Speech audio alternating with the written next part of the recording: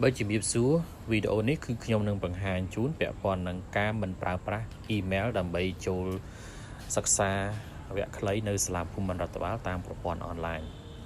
បើជាដំបូងគឺយើងបង្កើតជា user account បាទខ្ញុំបញ្ជាក់ថា user account គឺយើងនិម្មិតឡើង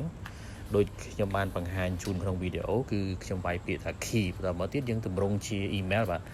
យើងវាយ key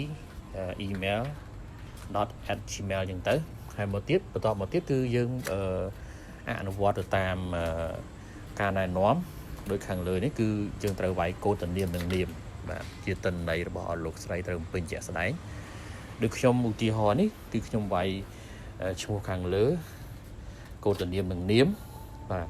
បន្តមកទៀតគឺយើងមានជាអក្សរឡាតាំងមានជាអក្សរឡាតាំងខ្ញុំវាយអក្សរឡាតាំងដើម្បីឲ្យគ្រប់លក្ខខណ្ឌនៅក្នុងការតម្រូវចឹងបន្ទាប់ពីវាយអក្សរឡាតាំងហើយគឺយើងជ្រើសរើសភេទបាទភេទគឺទៅតាមជាក់ស្ដែងរបស់លោកស្រីបន្ទាប់មកទៀតគឺ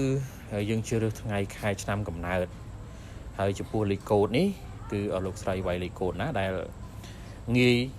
ចងចាំកុំឲ្យភ្លេចបាទហើយយើងមាន confirm លេខកូដណាតមកទៀតគឺយើងជ្រើសរើសវគ្គសិក្សាអូលោកស្រីចង់រៀនវគ្គណាគឺជ្រើសរើសវគ្គនឹងតែម្ដងអញ្ចឹងសម្រាប់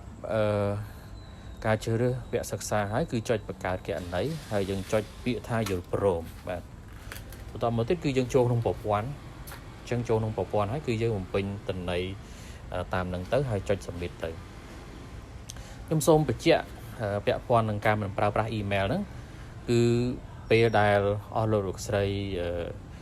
ចង់ដឹងថាតើខាងសាលាបានឆ្លើយតបដែរឬទេយើងចូលក្នុងប្រព័ន្ធដោយប្រើប្រាស់ user account ដែលយើងបានបង្កើតហ្នឹងដូចខ្ញុំបានបង្កើតហ្នឹង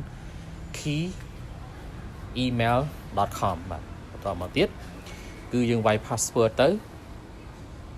យើងវាយ password យើងនឹងបានចូលទៅក្នុងប្រព័ន្ធហ្នឹងបាទអញ្ចឹងពេលហ្នឹងគឺប្រព័ន្ធនឹងបង្ហាញនៅលើ interface របស់ប្រព័ន្ធហ្នឹងបង្ហាញថាអស់លោកស្រីបានទទួលសារឬមិនបានទទួលសារបាទសូមអរគុណ